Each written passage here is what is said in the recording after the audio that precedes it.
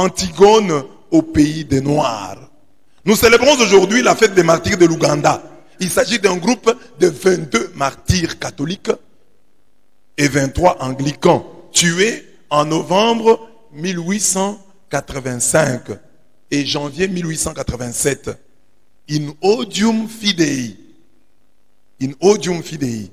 En haine de la foi. Parce que quelqu'un peut être tué pour autre chose. Il n'est pas martyr. Il faut que tu sois tué en haine de la foi. In odium fidei. Par le roi Kabaka Mwanga, chef traditionnel du royaume de Buganda, du Buganda. Ils sont vénérés au titre de saints et martyrs par l'Église catholique et par la communion anglicane. Voici la liste de 22 martyrs catholiques. J'ai mis en gras les martyrs que nous connaissons, qui sont souvent cités, qui ont des paroisses consacrées en leur honneur ici au Congo, si pas en Mbujima, à Kinshasa ou ailleurs. Achille Kiwanuka, Adolphe Ludigo Nkasa, Ambroise Kibuka, Anatole Kirigwajo, André Kagwa, il y a un grand séminaire à Kinshasa, grand séminaire Saint-André Kagwa, Athanase Bazé Kouketa, par exemple, on a un enfant, Bazé Kouketa, Bruno Seronuma, Bruno Seronuma ou Seronkuma, Jacques Bouzabalio, Charles Luanga, c'est là on connaît, hein, Charles Luanga, il y a une paroisse Charles. Denis Sebugwayo, Gonzague Gonza, il y a une paroisse. Giavira, Saint Giavira. Jean-Marie Mouzei, à Kinshasa, il y a une paroisse Saint Mouzei. Joseph Mukasa Balikundembe, c'est lui le premier martyr, parce que lui est mort le 15 novembre 1885. C'est ça, vient de la paroisse Saint Mukasa. Saint Mukasa, c'est un des martyrs de l'Ouganda. Kizito, Kizito, c'est le plus jeune. Luc Badabakintu, Mathias Moulumba, on croit que c'est le nom, hein? Donc Monsieur Moulumba là, hein? On lui a donné le nom des martyrs. Mathias Moulumba Kalemba, Mbaga Tuzimbe, Ngaga Mukasa Kiruanu, Noé Mawagali, il y a une paroisse, Saint Noé Mawagali à Kinshasa. Poncien Gondwe, ils sont là. Donc voilà les noms des martyrs. Ces jeunes hommes, ainsi que leurs amis anglicans, ont été assassinés en partie pour avoir refusé d'abandonner le christianisme auquel ils avaient été convertis, mais également pour avoir repoussé les avances homosexuelles du roi Kabaka Mwanga. Kabaka Mwanga était un homosexuel. Donc quand nous fêtons aujourd'hui à l'église universelle les martyrs de l'Ouganda, ils sont aussi les martyrs de l'homosexualité. D'un roi, ils ont refusé. Ils voulaient abuser d'eux sexuellement. L'un des premiers témoignages écrits sur les orientations sexuelles du roi Mwanga figure dans une lettre d'Alexander Mackay, un missionnaire presbytérien. La lettre raconte l'histoire d'un jeune page, Apollo Kagwa, puni pour avoir refusé de coucher avec le roi. Mackay, le missionnaire presbytérien là, ajoute ensuite que Mwanga avait copié son comportement homosexuel chez les Arabes de sa cour. Donc, il a copié, ça c'est ce missionnaire-là qui dit qu'il a copié ce comportement des Arabes de sa cour. Et d'après le procès de canonisation, l'une des raisons de la colère du roi est le refus des chrétiens de participer à des actes homosexuels qu'il voulait leur imposer. Donc il faut retenir cela. Ce sont des martyrs de l'homosexualité. Quand on dit les cas, Kizito, Charles Luanga, Mukasa, ils ont refusé les avances homosexuelles du roi Mwanga. Donc c'était des garçons qui avaient une personnalité. Parce que c'était un roi qui les sollicitait. Mais ils ont résisté, ils ont refusé. Et ils sont morts martyrs. Alors aujourd'hui, l'Afrique, nous fêtons les martyrs de l'Ouganda. Donc nous devons nous opposer de toutes les fibres de notre cœur à l'homosexualité. Que l'homosexualité n'entre pas en Afrique. Si elle entre, comme elle est déjà entrée là, qu'elle soit minoritaire, qu'elle soit marginale. Et non une homosexualité imposée qui devient une loi. Disons non. Même si l'église d'Allemagne qui nous aide, avec son argent là, refusons même l'argent de l'Allemagne. Nous ne devons pas dire, ah non voilà, parce que... Non, nous devons nous opposer. Nous devons refuser. Amen. Et pour cela, il faut que nous ayons une forte personnalité comme eux. Ils ont refusé. Mwanga était leur frère, mais c'était un homosexuel. Ils ont refusé. C'était des jeunes. Ils ont dit non. Encouragés bien sûr par Charles Lwanga, qui était là, leur aîné, leur catéchiste, qui leur disait, il faut résister, il faut refuser. Ils ont refusé. Alors, Mwanga n'était plus content avec une religion qui lui retirait ses victimes, ses proies sexuelles. Il n'était pas content avec cette religion. Ce sont ces martyrs-là que nous fêtons aujourd'hui. Donc retenez, quand nous étions jeunes, on ne les disait pas assez. Mais on doit le répéter aujourd'hui. Que les martyrs de l'Ouganda ont été tués in odium fidei, mais au-delà du fait qu'on voulait qu'ils renoncent à la religion chrétienne, c'était qu'ils avaient résisté aux avances homosexuelles du roi Kabaka Mwanga, chef traditionnel du royaume du Bouganda. D'Orphée à Antigone. Le thème Antigone au pays de Noir est inspiré, on s'en doute bien, d'Orphée Noir. Titre de la belle préface que Jean-Paul Sartre, philosophe français, donna à l'anthologie de la nouvelle poésie nègre et malgache de Léopold Sédar Senghor, écrite en 1948.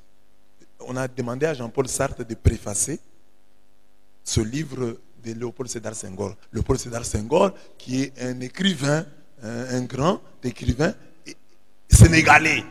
Il a été président, c'est le premier président du Sénégal. Léopold Sédar Senghor. C'était aussi un poète, c'était un écrivain. C'est lui parmi les pères de la négritude. Léopold Sédar Senghor. Alors Senghor, écrivain et président de la République. Comme nous le savons, donc Orphée est un héros de la mythologie grecque. Poète et musicien, il savait, par les accents de sa lyre, charmer les animaux sauvages et parvenait à émouvoir les êtres inanimés. Il fut comblé de dons multiples par Apollon. Et la légende raconte qu'il ajouta 2 cordes à la traditionnelle lyre à cette corde que lui donna le dieu Apollon, en hommage aux 9 muses, les 9 filles de Zeus et des mnémosines, médiatrices entre le dieu et le poète ou tout créateur intellectuel, dont faisait partie sa mère. La mère d'Orphée, c'est Calliope. Calliope qui est la muse de la poésie épique. Orphée passe pour être l'inventeur de la cithare. Il a ajouté à la lyre 2 cordes, mais il a inventé la cithare. En parlant d'Orphée noir, en ces temps-là, Jean-Paul Sartre voulait dire au monde que la poésie nègre et malgache existe bel et bien. Donc on sait que Orphée fut un grand poète, un poète et un musicien. Alors quand, préfaçant le livre de Léopold Sédar Senghor intitulé Anthologie de la nouvelle poésie nègre et malgache, Jean-Paul Sartre parle d'Orphée noir. Il veut dire non, la poésie nègre existe. Les noirs sont aussi des poètes. Orphée n'était pas noir, mais Orphée, c'est dans la mythologie grecque. Certainement qu'il était blanc. Dans la mythologie. Dans la mythologie grecque, Orphée est un grand poète. En tant que grand poète, il a créé la cithare, il a ajouté, il était poète et musicien, il a ajouté 2 cordes à la lyre qui traditionnellement en avait 7. Alors, sa mère s'appelle Calliope. Et la muse, hein, la muse, il y a les muses sont les 9 filles de Zeus. Hein, hein, et on les considère comme les inspiratrices. Hein, quand vous voulez, par exemple, créer, écrire un chant, écrire un poème. Alors chez les Grecs, ils étaient convaincus qu'il y avait une muse chargée de l'inspiration, par exemple, de la poésie. Par exemple ici, pour Calliope. Donc il faut que Calliope t'inspire. Les muses. Elle est la muse de la poésie. Il y a des muses de la musique, du théâtre, de la tragédie, etc. Donc, il y en a 9. Alors, Orphée est le fils de Calliope, une des 9 muses. Voilà. Alors, Jean-Paul Sartre dit, préfaçant l'anthologie de la nouvelle poésie nègre et malgache, livre écrit en 1948 par Léopold Sédar Senghor, parle d'Orphée noir, pour dire qu'il y a une poésie noire qui existe. Alors, aujourd'hui, moi je parle d'Antigone au pays de Noir, ou d'Antigone noire. C'est-à-dire que je veux aussi, suivant la ligne de Jean-Paul Sartre, dire que les Africains, les Noirs, sont capables de mourir pour une cause noble, comme le fit Antigone. Antigone, qui est-elle? C'est la fille d'Œdipe qui mourut martyre pour avoir bravé l'interdiction émise par le roi Créon, qui était son oncle, d'accomplir les rites funéraires pour son frère Polynice, tué lors d'une bataille fratricide. Donc, Polynice, c'est le frère à Antigone. Alors on l'a tué.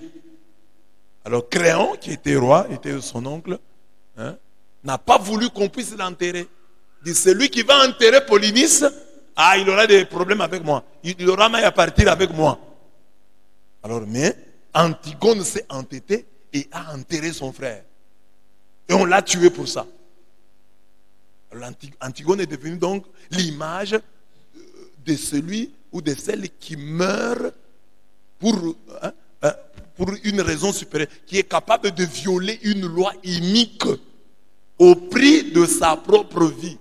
Cette loi était inique, qui interdisait l'enterrement de Polynice. Et Antigone l'a violée.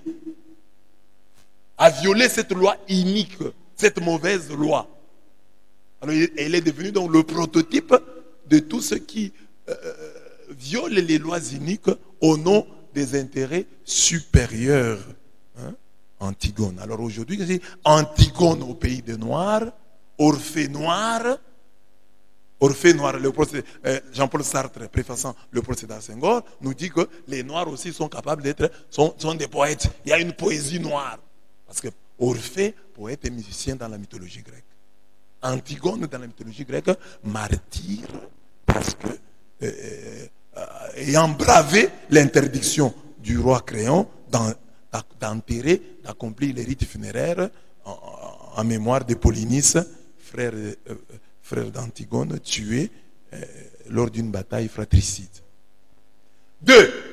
Donc j'ai expliqué le titre, Antigone au pays des Noirs. Donc je suis en train de dire que les Noirs réputés comme des hommes attachés à la vie, les Noirs réputés comme des hommes incapables de démissionner, de mourir pour un idéal, nous disons aujourd'hui que non, ils sont capables.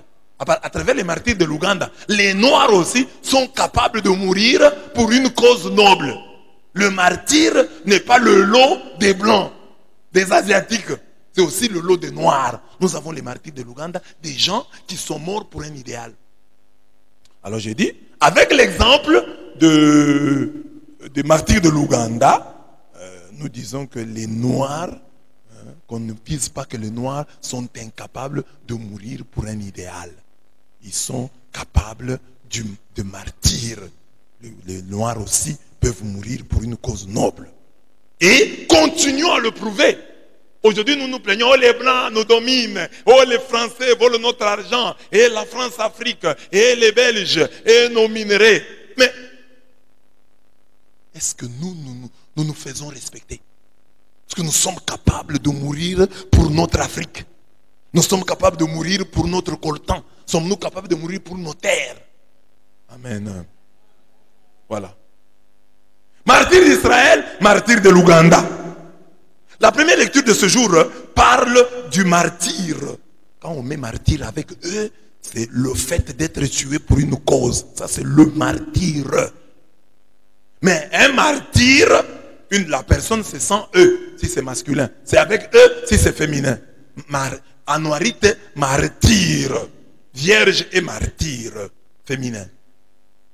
Mais le martyr de la Blaise, si on me tue, mon martyr, ou le martyr de Bakanja, c'est avec eux. Bakanja, le martyr, c'est sans eux. Anuarite, la martyre, avec eux. La première lecture de ce jour parle du martyr de deux des 7 fils d'une mère juive.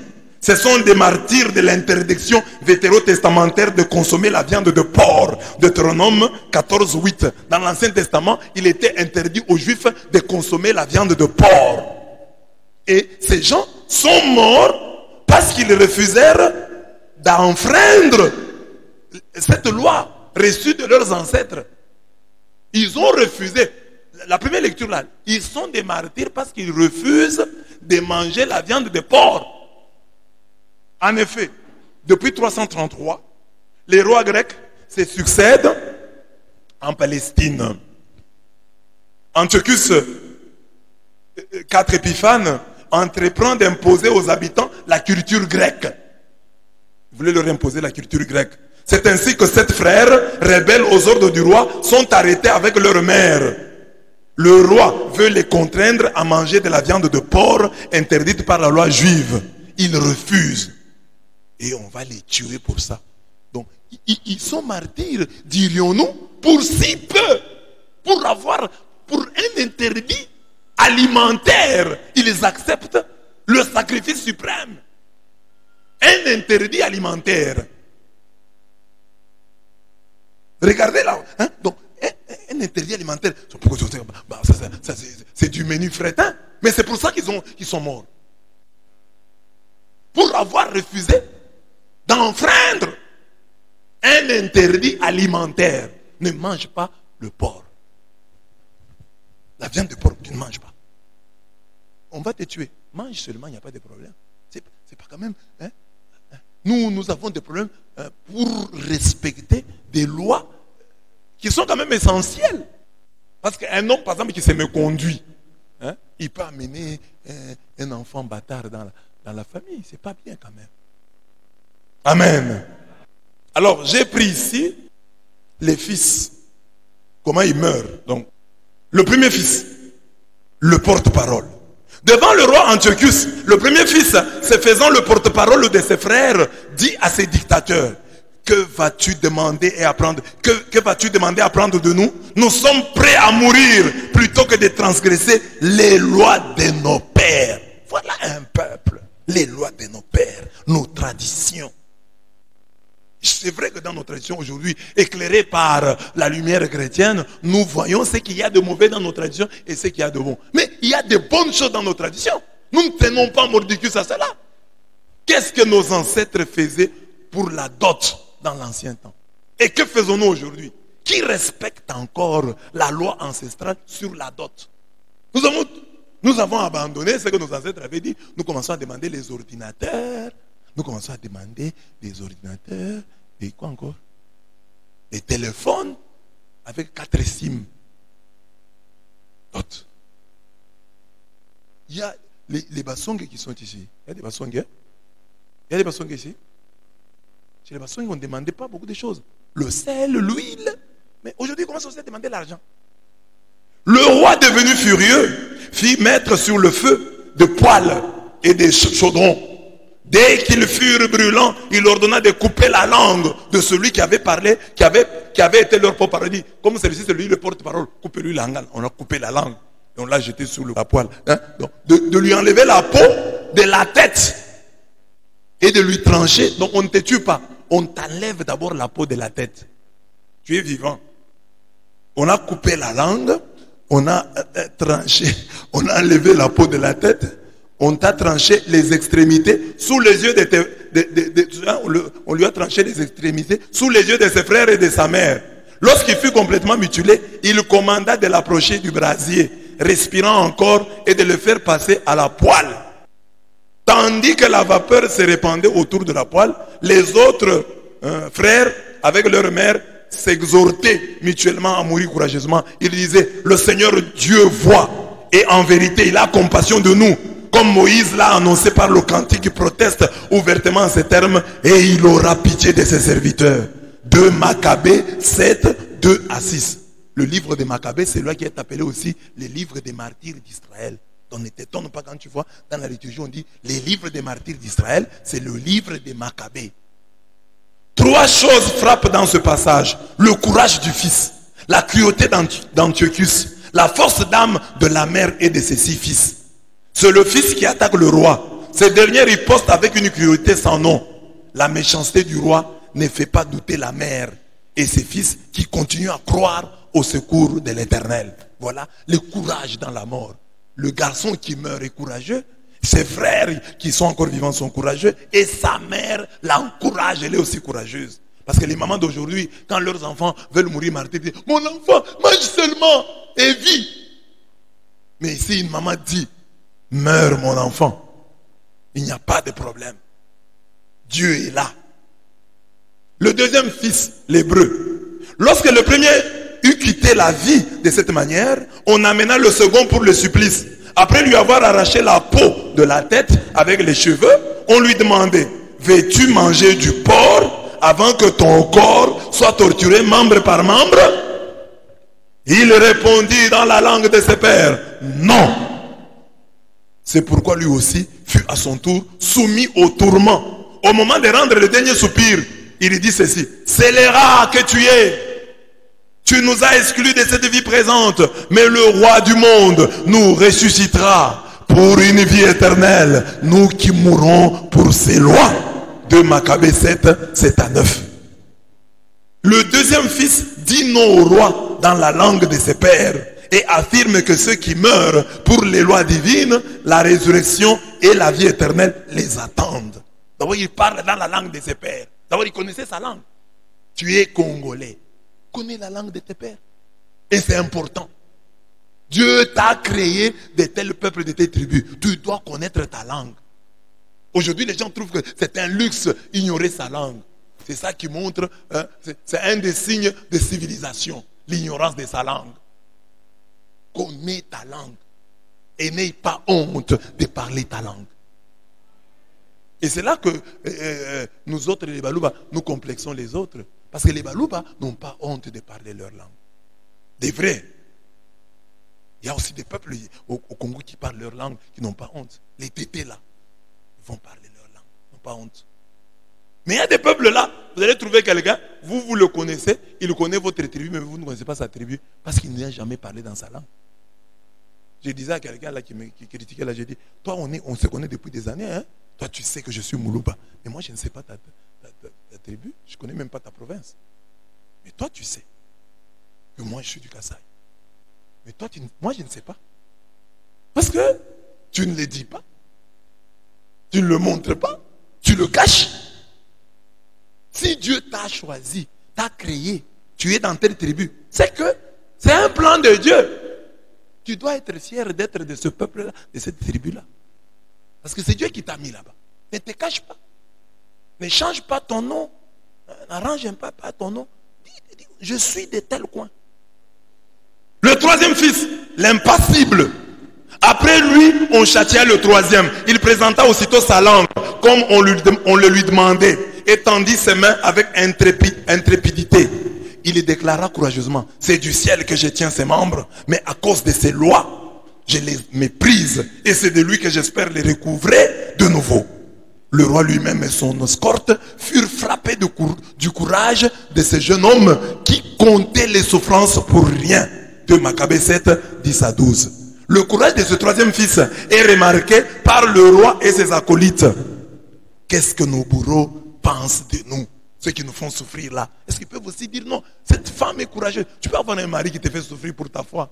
Tu peux avoir une femme qui te fait souffrir. Tu peux avoir des parents, un oncle qui te fait souffrir pour ta foi. Qu'est-ce que tu reflètes.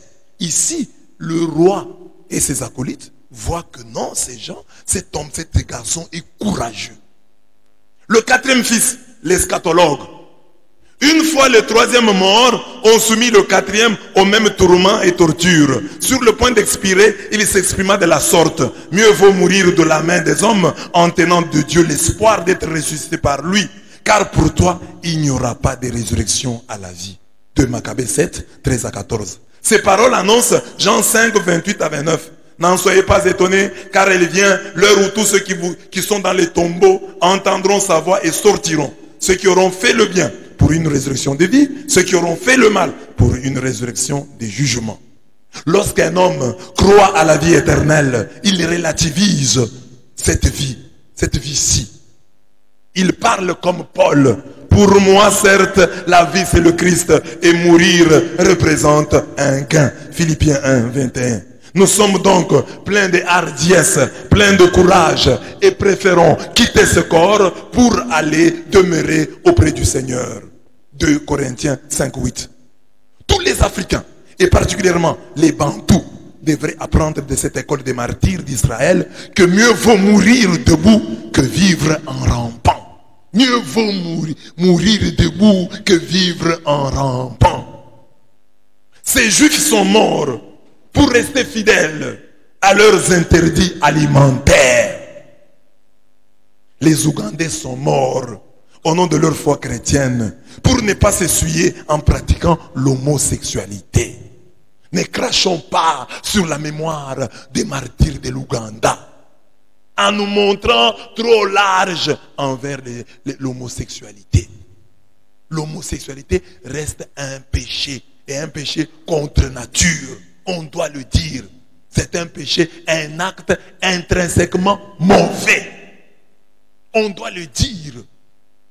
S'il faut sauver les homosexuels, en tout cas, il faut condamner l'homosexualité. Aujourd'hui, refuser de condamner l'homosexualité, c'est cracher sur la mémoire des martyrs de l'Ouganda.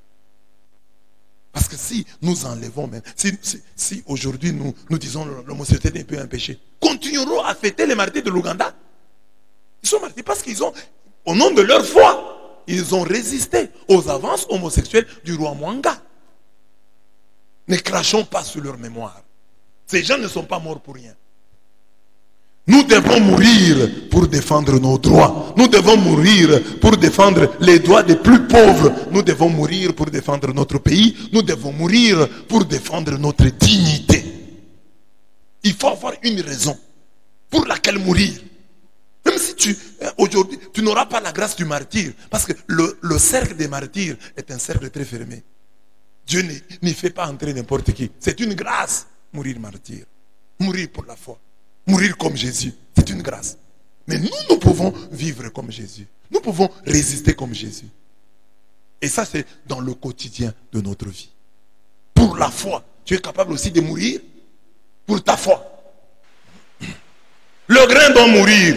Dans l'évangile choisi pour fêter les martyrs de l'Ouganda, le Seigneur nous dit 4 grandes vérités. La mort du grain. En vérité, je vous le dis, si le grain de blé tombé en terre ne meurt pas, il demeure seul. Mais s'il meurt, il porte beaucoup de fruits. Jean 12, 24. Le sang des martyrs et sémence des chrétiens. Tertullien, père de l'Église. 165, 225. Cette célèbre phrase doit se vérifier dans la vie de nos églises. Elle s'est vérifiée dans la vie de ces martyrs que nous fêtons aujourd'hui. On raconte que c'est lorsque le roi Mwanga fit brûler vif Joseph Mukasa en 1886 que de nombreux catéchumènes, dont Kizito, demandèrent le baptême. Donc le sang des martyrs est une sémence.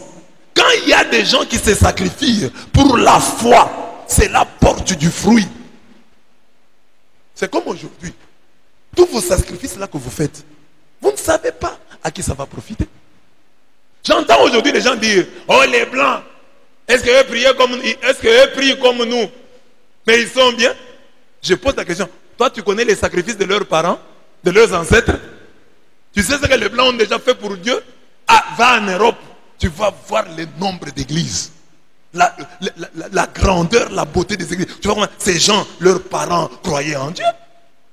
Nous, quand nous cesserons de croire en Dieu, quel vestige nous laisserons? Quel temple avons-nous construit pour Dieu? Nous avons des embellissements ici. Ça va disparaître. Mais les Blancs ont bâti des monuments. Et puis, tu es en un endroit, tu es par exemple en Espagne, je suis ici. Tu as la possibilité d'aller dans 8 églises. Bien construites.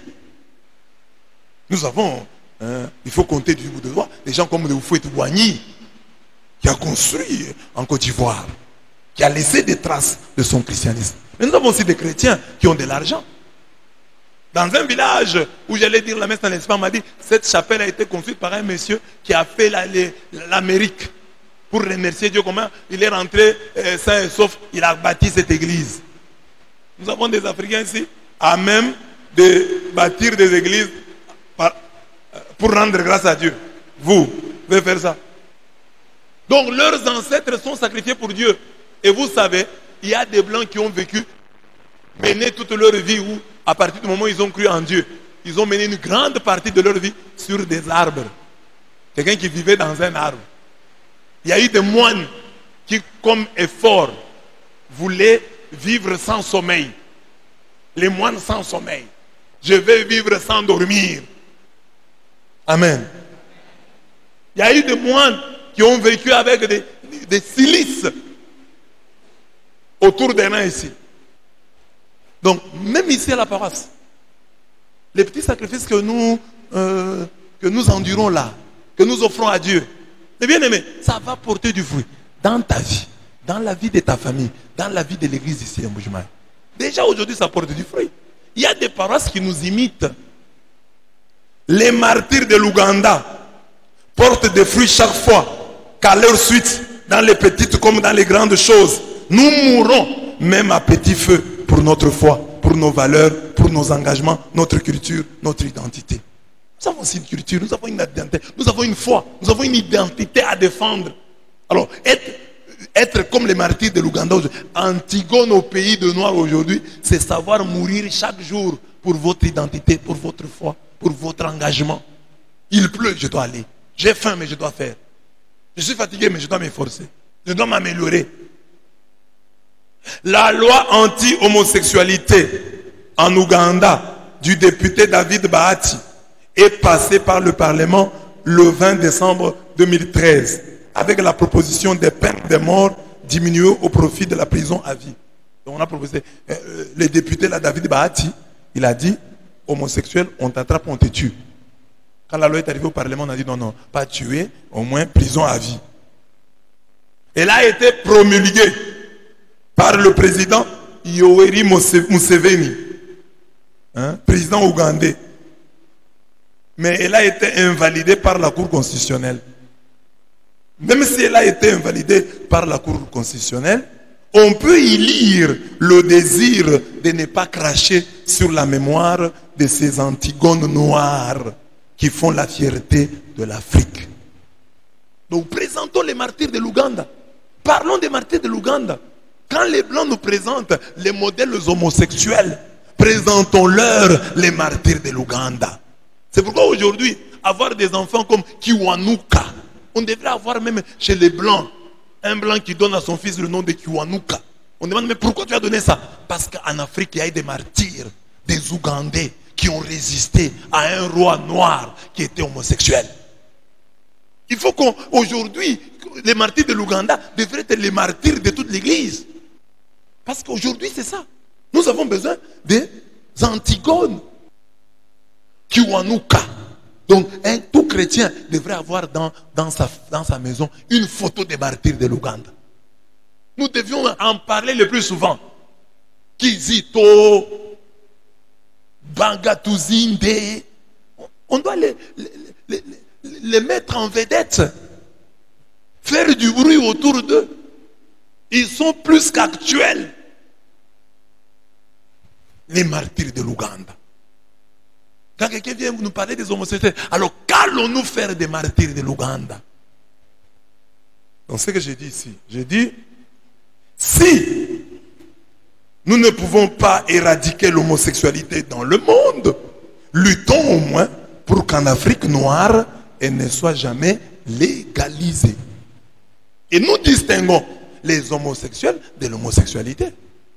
Si un homosexuel accepte de dire que c'est mon péché, comme l'impudique, comme le colérique, comme les menteurs acceptent, confessent son péché et veut s'amender, bon, si aussi l'homosexuel, nous allons cheminer avec lui.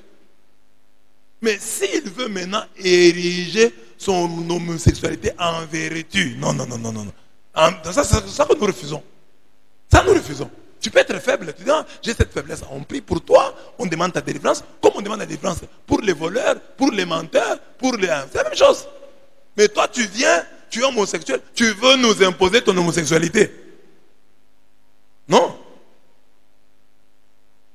Nous demandons pardon pour notre vol, pour nos mensonges. Toi, tu es homosexuel, tu ne vas pas demander pardon pour ton homosexualité. Ton homosexualité, ce n'est pas un péché. Non, on dit. Ça, c'est trop. Ça, vous exagérez. Vous voulez quoi? Quittez l'église, allez réclamer ailleurs. Ce n'est pas à l'église de vous dire ça.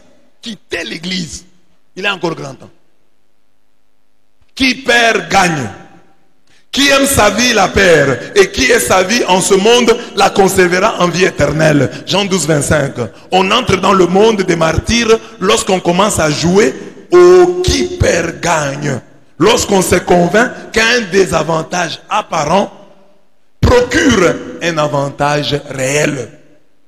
Le qui perd gagne est une école de l'abnégation du sacrifice.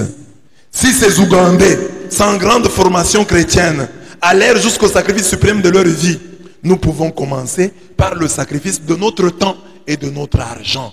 Le martyr au quotidien, c'est ça. Qu'en perdant mon argent, qu'en perdant mon temps, je puisse le gagner. Je n'ai pas encore une vie à perdre pour gagner plus.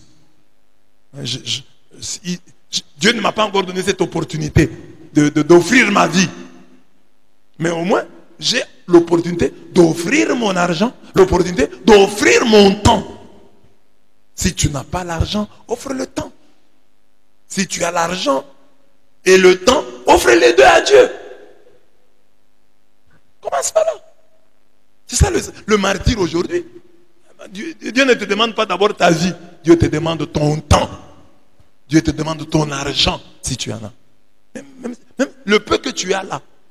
Que Dieu du haut du ciel en te regardant puisse dire, oui, cette maman, ce papa, ce garçon, cette fille, quand même, est martyr.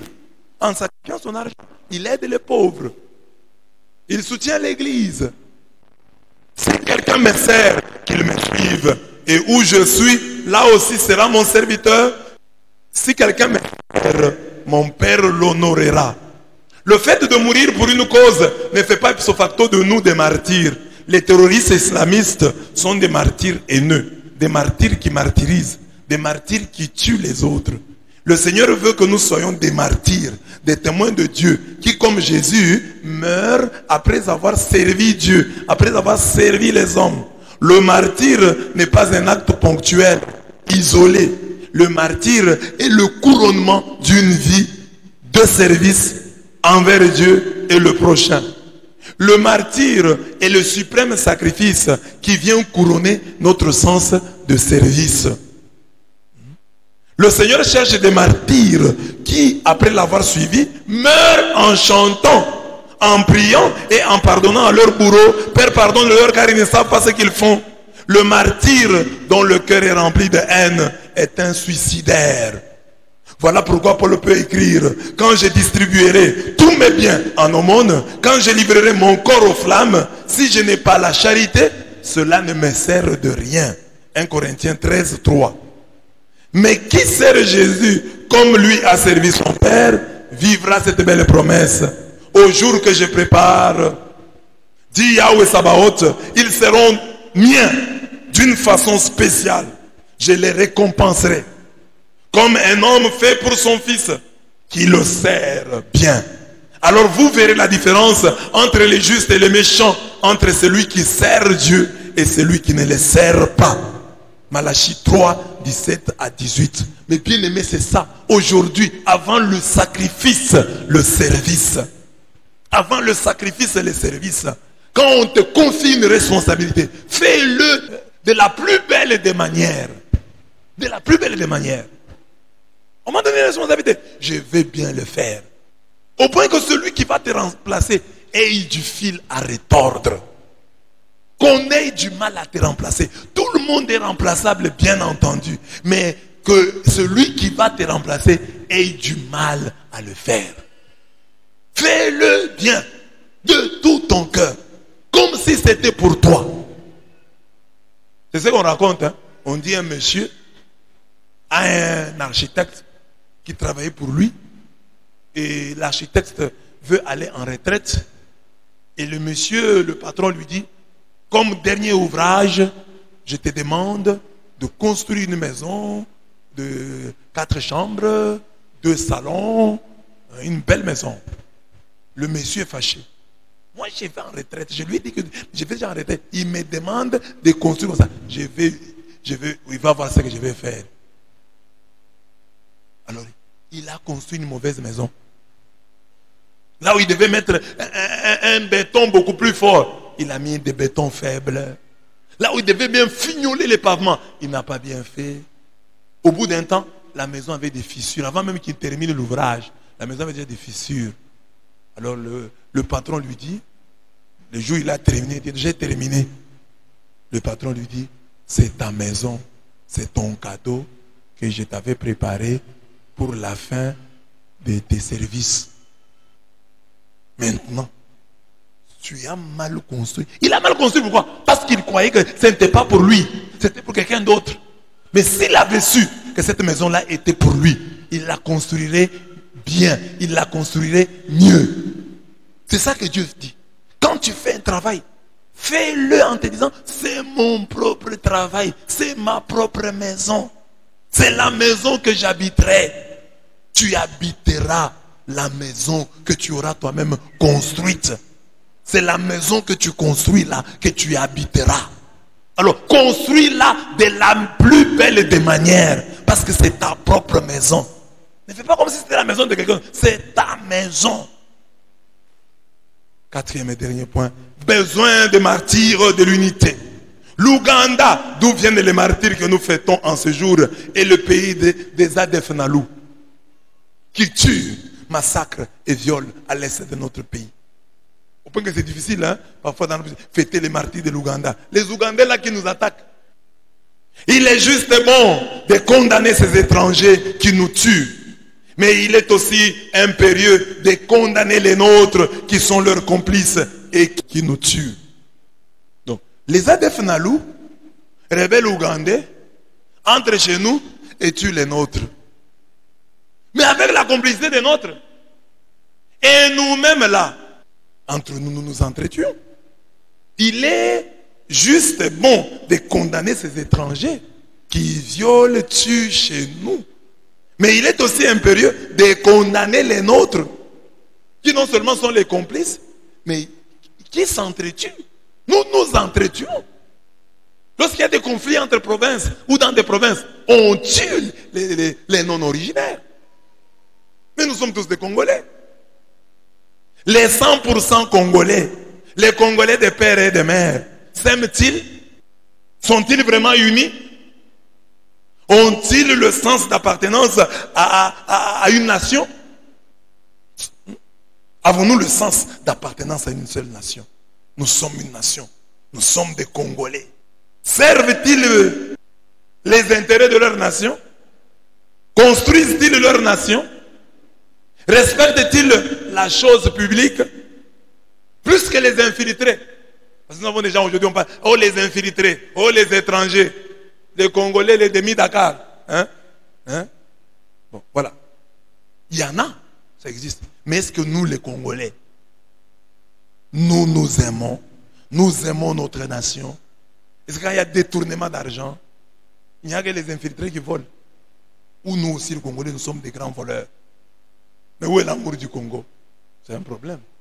C'est le lieu de rappeler ces belles paroles de Jésus. Tout royaume divisé contre lui-même court à la ruine. Et nulle ville, nulle maison divisée contre elle-même ne saurait se maintenir. Matthieu 12, 25. Pour bâtir une nation unie, il faut des martyrs de l'unité. Nous ne parlons pas assez de l'unité. Nous ne fustigeons pas davantage le tribalisme. Nous sommes muets sur le tribalisme qui est un grand fléau dans notre pays. Nous faisons la langue de bois. Nous nous taisons. Alors, aujourd'hui, nous avons besoin, si les Kizito, les Charles Lwanga et autres ont été les martyrs de l'homosexualité, hein, de la pureté, disons. Alors, nous devons être les martyrs de l'unité parce que le tribalisme est un des grands fléaux qui ronge la République démocratique du Congo. Le lieu où nous devons montrer notre attachement au Seigneur, c'est aussi ici, l'unité nationale. Et comment est-ce qu'on va être martyr de l'unité? Si nous savons combattre à mort le tribalisme, le triomphalisme, le fanatisme, l'extrémisme de nos frères, de notre entourage. Parce que tu trouveras que tes frères de la tribu sont trop fanatiques, sont trop extrémistes, sont triomphalistes, sont tribalistes. Alors, être martyr, c'est au milieu de les contredire, leur dire non, ça c'est pas bien. Là, c'est pas une bonne idée. Là, c'est tribaliste. Avant de lutter pour ou contre la congolité, je suis dans l'actualité. Luttons d'abord contre la kata. Avant de lutter pour, parce qu'il y en a qui sont pour la congolité, d'autres sont contre la congolité. Alors, avant de lutter pour ou contre la congolité, luttons d'abord contre la katanganité, la kasaïté, la bandunduité, la bakonguité, la laïté. Luttons d'abord contre ces choses-là. Parce que, est-ce qu'aujourd'hui, au Congo, à part les grands, même les grands centres, est-ce que tu peux être à l'aise et te sentir chez toi dans toutes les provinces? Où il y a des provinces où tu vas sentir que tu es... On te fait sentir que tu es étranger sur ta propre terre. Nous parlons de la congolité. Est-ce que tu arrives à Kisangani, tu es Kasaï, tu te sentiras chez toi? Tu arrives à Goma, tu te sentiras chez toi. Tu viens de Goma, tu vas à Lubumbashi, tu vas te sentir chez toi. Tu es Louchois, tu te retrouves à Kananga, tu vas te sentir chez toi. Ou on va te faire sentir que tu es un étranger. Alors, avant de parler de la congolité, luttons d'abord contre nos idiosyncrasies meurtrières. Nos particularités là, il y a des particularités, mais qui devraient être enrichissantes. Les idiosyncrasies doivent être enrichissantes. Mais nos idiosyncrasies à nous sont appauvrissantes et meurtrières. Et c'est le moment d'y travailler pour rendre la congolité plus attrayante.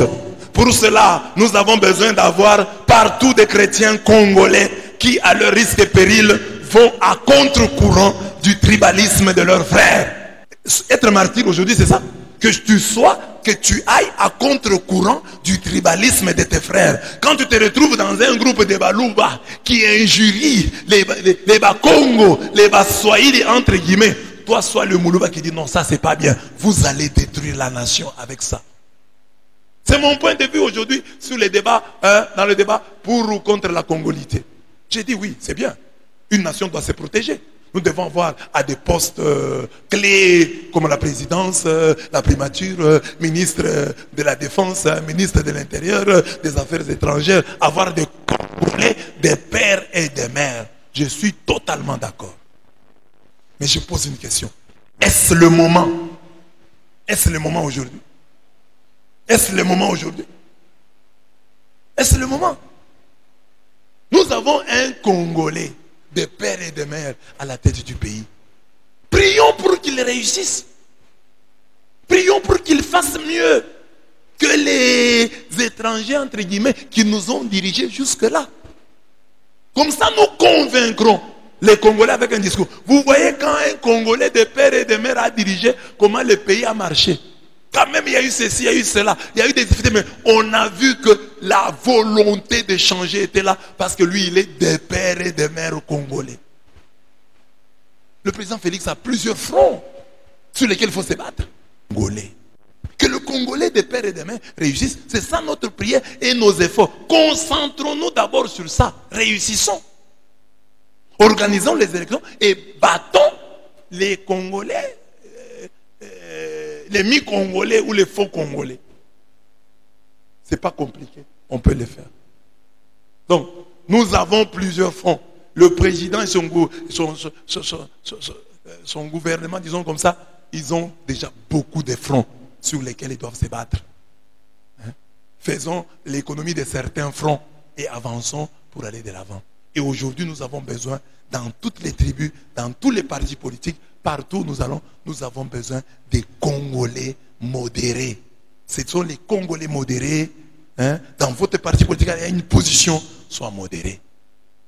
Dans votre tribu, il y a une position, toi prends la position la plus modérée qui soit.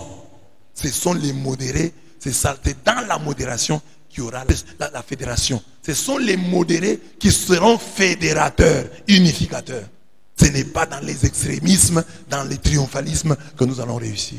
Donc, c'est vrai que beaucoup de pays se protègent des postes essentiels, c'est bien.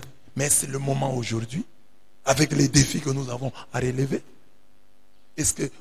Quelle image, quel message nous allons transmettre aujourd'hui? Aujourd'hui. Amen. Voilà. C'est ça que je voulais dire. Donc, mes bien-aimés, Antigone au pays de Noir, vivons aussi le martyre au quotidien. Que Dieu vous bénisse.